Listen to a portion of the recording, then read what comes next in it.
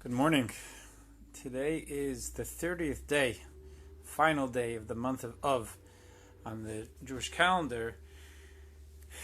I think it's more popularly known as Rosh Chodesh. It's the first day of Rosh Chodesh, the beginning of the month of Elul.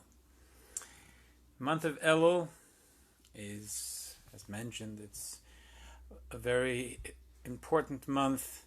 I guess every month is important in its own way, but this is a month that I guess we can say stands out in the sense that it is really joined at the hip with the month after, which is the month of Tishrei, the month of holidays. The first day of the next month will be the month of the holiday of Rosh Hashanah.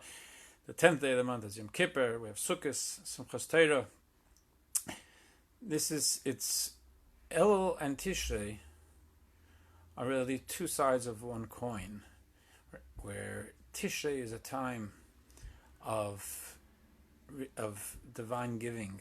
It's a very the moments are precious in the sense that it's a time of special intimacy with the divine and a flow of blessing for the coming year. And the month of Elul is a month where we bring ourselves into alignment with God, so that Rosh Hashanah and Yom Kippur are and the holidays pursuant are what they can be. And the previous Rebbe was a very not only prolific writer, but a very poignant and descriptive writer. He described Elul in the town of Lubavitch, the little town in Russia, which was the capital of Chabad, Lubavitch, for many decades back in Europe, and where the previous Rebbe was born and raised. And part of what he says is that when Rosh Chodesh Elul came, even before Rosh Chodesh Elul came, when the month was already, it was being blessed, when we were in the arena of Chodesh Elul, of the month of Elul, the atmosphere was different. The wind blowing, the trees rustling. It was an atmosphere, there were calls and encouragement to proper connection with God, proper connection with self, proper focus, what I'm going to call realignment, teshuvah, reconnecting with our deepest values and who we want to be and who we can be. And the idea of that is that while Elul doesn't have holidays, it's really about, it's not, the holidays kind of guide us and push us to a place which is a gift, push us to a place of consciousness and engagement with the divine. Elul is just regular work days. It's aside from Shabbos, and there are no holidays to speak of. At the same time, and therefore, so how Elul is a time for us to find within ourselves, without this mitzvah and that mitzvah are peculiar to a specific day because of a holiday.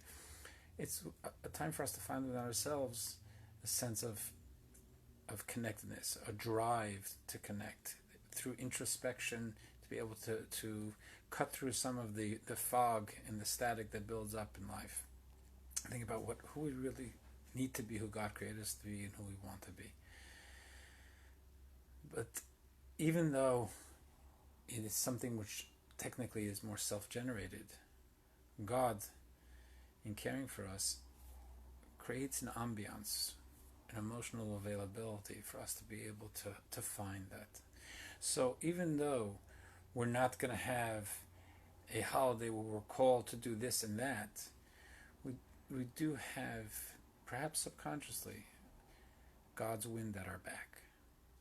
The rustling of the trees today is a God's calling. If we could just open our ears to hear, it's God beckoning us, encouraging us, empowering us to take the steps we need to do, to take the steps we need to take, to be who we need to be as we approach Rosh Hashanah and Yom Kippur.